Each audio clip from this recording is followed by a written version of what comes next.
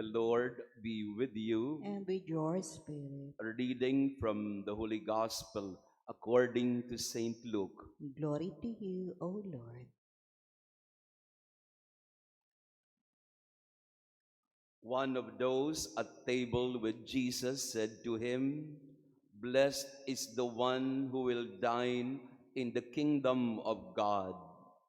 He replied to him, "A man gave a great dinner to which he invited many.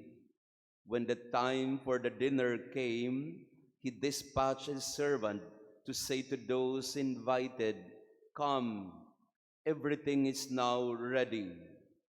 But one by one, they all began to excuse themselves. The first said to him, 'I have purchased a field and must go to examine it. I ask you, consider me excused.' And another said, 'I have purchased 5 yoke of oxen and am on my way to evaluate them. I ask you, consider me excused.' And another said, 'I have just married a woman, and therefore I cannot come.' The servant went and reported this to his master. Then the master of the house, in a rage, commanded his servant, 'Go out quickly into the streets and alleys of the town, and bring in here the poor and the crippled, the blind and the lame.' The servant reported, 'Sir, your orders have been carried out, and still there is room.'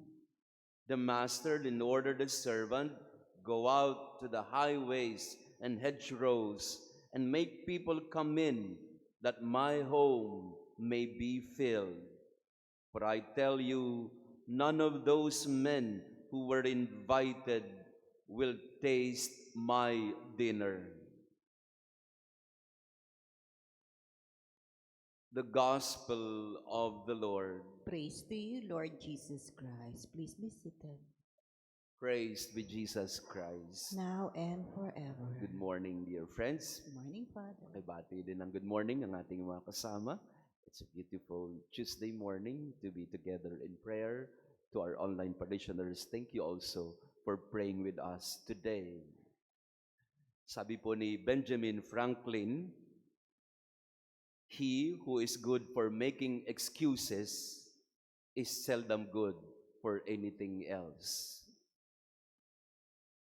He who is good for making excuses is seldom good for anything else.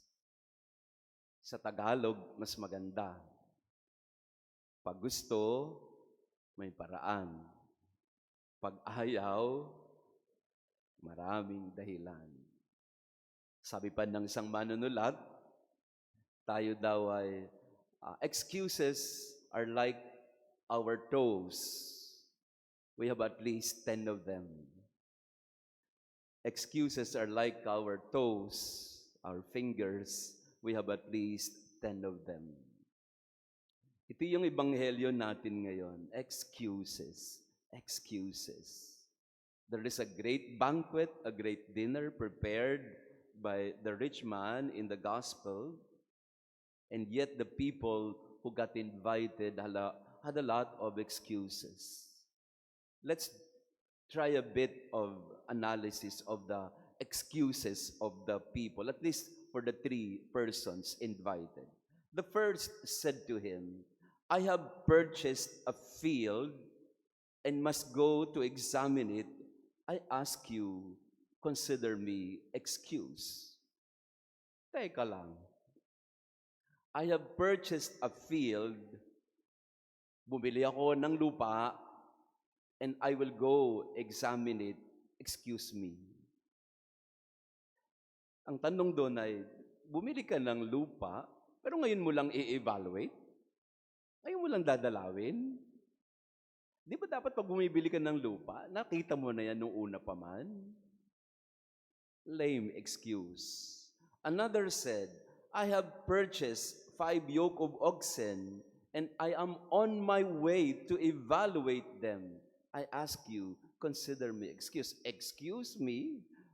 Bumili ka ng limang pamatok para sa iyong mga hayop.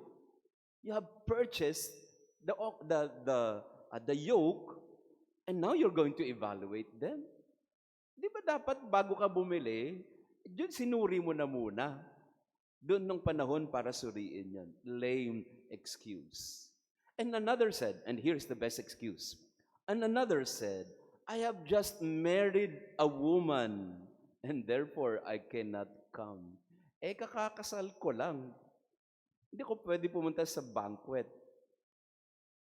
Itong pinakamaayos na o pinakamatinding dahilan kasi ginamit pa yung asawa. Sino sa inyo, ilan sa atin, ang laging ginagamit ay ang asawa? Na kung tutuusin, again, lame excuse kasi, party yan eh. Ba't di mo dalhin yung asawa mo? Mas gusto pa niya yan. No? Mas gusto pa niya yan. Parang si Dean Nora yan. Gusto niya mag-ballroom dun. No? Lame excuses. Excuses, excuses. Okay lang sana yun sa mga maliliit na bagay. But this is a banquet prepared by the King.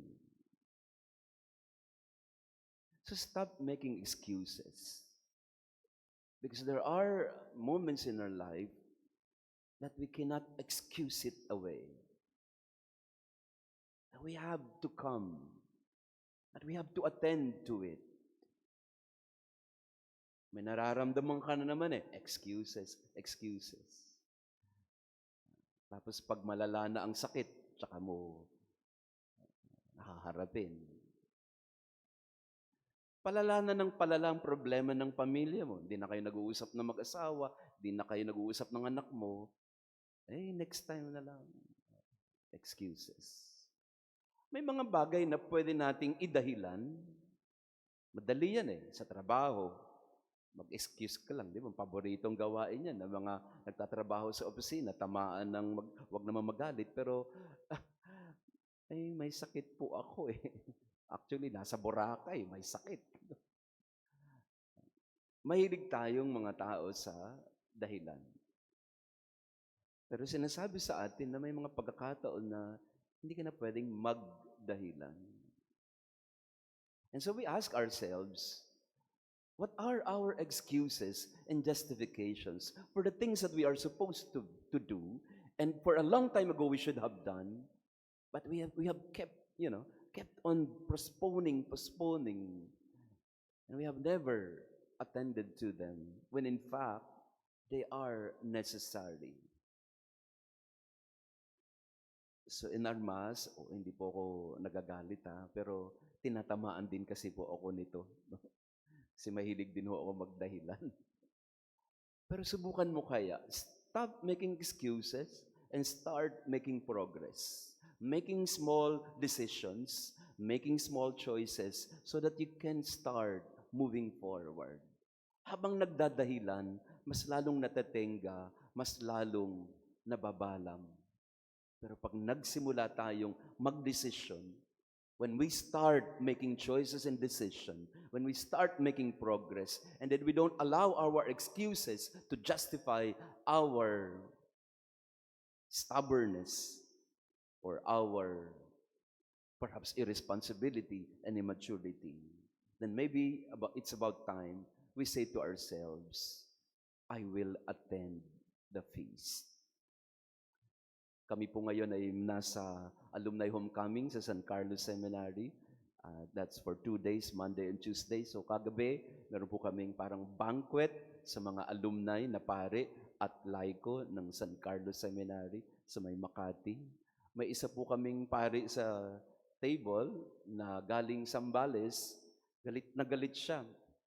Ang kanyang galit ay justified naman. Sabi niya, kayo namang mga taga Maynila Ako galing pa ako ng Zambales, nagbiyaya ako na pagkalayo-layo. Tapos kayo mga taga Maynila, hindi kayo nag-a-attend? Hindi kami makatingin sa kanya kasi totoo naman. Kasi may isang alumnus na yung parokya niya, nasa tabi lang ng seminaryo. Sabi niya, galing ako ng Sambales, pupunta ako rito para makita kayo. Tapos yung nandyan lang sa kabilang parokya, hindi man lang makapagpakita ng mukha niya rito. Galit na galit yung lasing na kasi. Pero sa totoo lang, tama din naman ang sinasabi niya. Maraming dahilan.